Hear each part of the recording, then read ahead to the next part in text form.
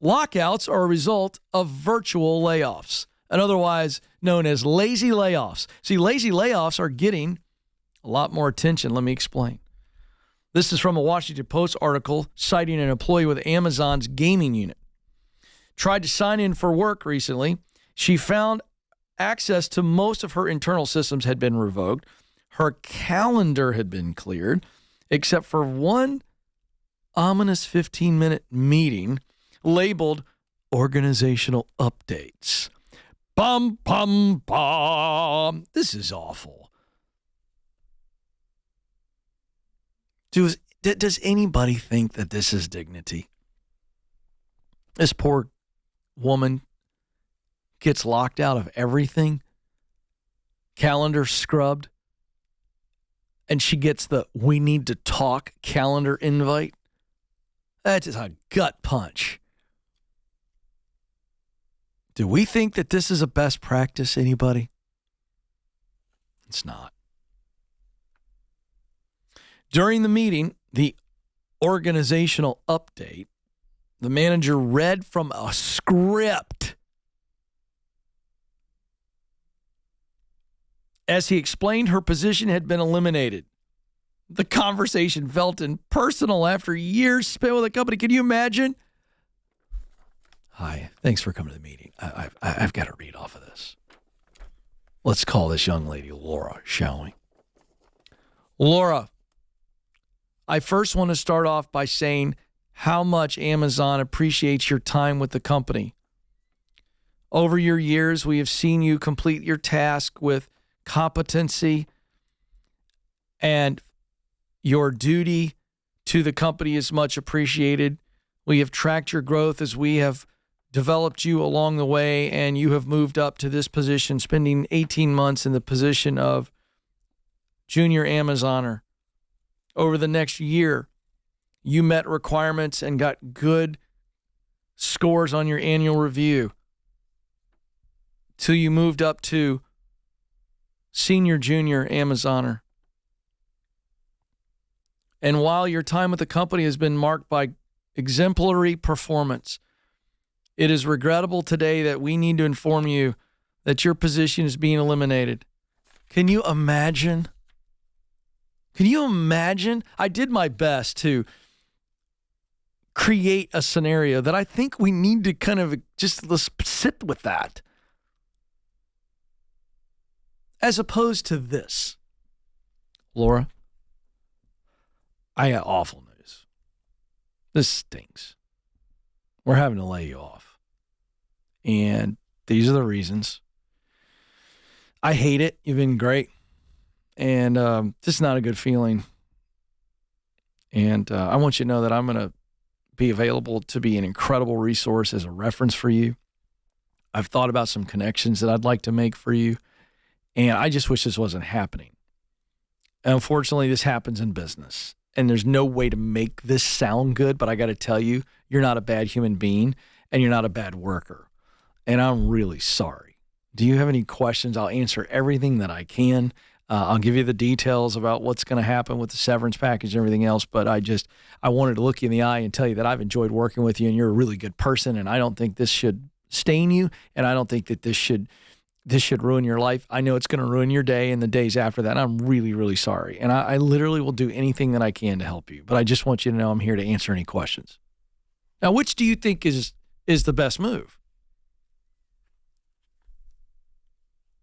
Now, let me also point out that in my little bad acting here, that doesn't take away the sting for Laura. And I acknowledge that. It doesn't take away the sting, but can I say it lessens the sting? I really believe it does. Why? Because one, robs her of her dignity when you are locked out of your entire system except for one meeting that says we've got to talk. And then when we come to talk, and she already knows what's going to happen. And then you read off of a script, you have dehumanized her. And in the greatest moment of grief that she's experienced in quite some time, you dehumanize her. You're creating all kinds of damage. More than half of laid off workers reported that they saw no warning signs and were caught by surprise, according to a ZipRecruiter survey conducted in January. And this was of people who lost their job in the last 6 months. So let's call it from mid-January 22 to January 2023. ZipRecruiter does a survey of 2,000 employees who were laid off in that 6-month period. And 52% of them said they had no warning sign and were caught by surprise. Now, some of you go, well, I don't understand the point you're making. They should not have been shocked. Here's my premise. If an employee is shocked, is shocked and sees no warning signs. If an employee is shocked to get laid off and sees no warning signs, one of two things is happening. Either they're clueless and have their head in the sand, and I can allow for that, or their leaders kept it from them because the leader didn't want it to get out and didn't want it to make it uncomfortable, or it's all selfishness and laziness at this point for leaders. Or someone above them was trying to control a narrative. Because here's the deal. You don't wake up one day, go into the office as a leader and go, you know what, we've got to lay these people off. You see the signs. You're having conversations. These mass layoffs that shock people, total, absolute, poker-faced, bad leadership. You should sit your people down and communicate them and go, hey, times are tough right now. We are not laying anybody off today. We're not laying anybody off this week. We don't want to lay anybody off. Here's what we're doing. We're tightening the belt this way. We're asking you to do this. Be aware.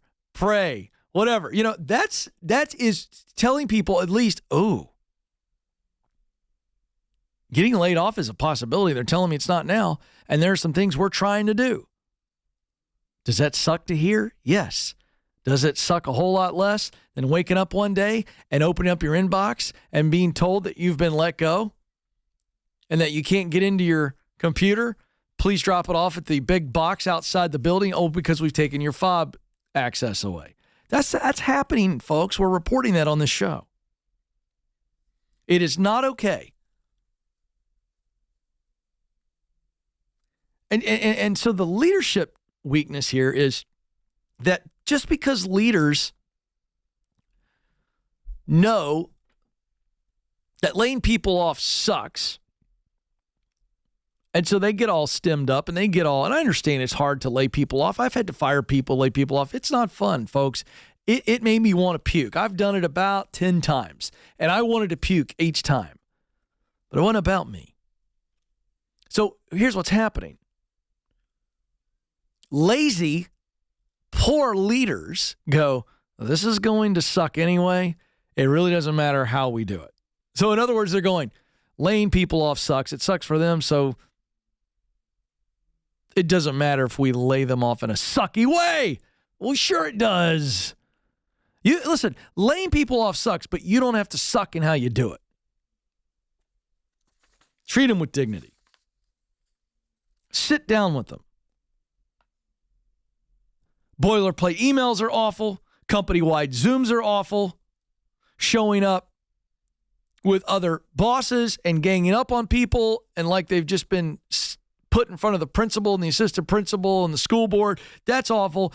I'm telling you, the only way to lay someone off is one-on-one. You, the leader, need to sit with that person. And if you've been laid off this way, I'm sorry. And I don't want you to get bitter about it. You've just been a victim of poor leadership. One-on-one is best. All right, let's keep going. We've had 150,000 people that have been let go already in 2023. 150,000 people.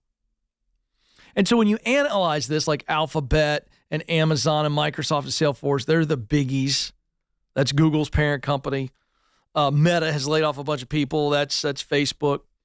You know what's irritating me is the going excuse. The hot, popular excuse, Alex, is, well, we overhired. We staffed up too much. And so we got to prune the tree. It's kind of like you do with your trees and your bushes every year.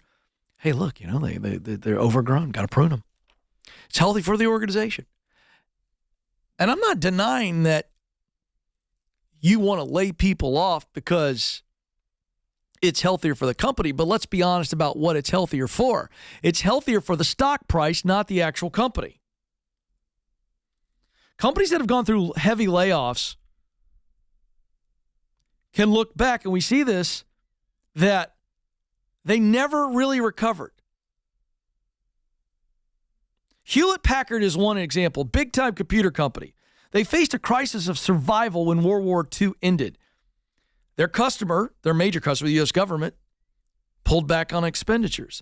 They had a cliff-like drop in government spending, and so, to avoid a certain demise, the company laid off, listen to this, folks, 60% of their employees. But Bill Hewlett and Dave Packard, the co-founders, were so traumatized by the experience, they resolved never to let a mass layoff happen again. And in their 30 remaining years of running the company, they never did it again. Why? What they found out is that it not only affected them as leaders, it affected the people that were left behind. They laid off 60%, but it so freaked out the 40% that were left off behind. They lost people. They couldn't retain them. It was a curse that haunted them. And so they never did it again.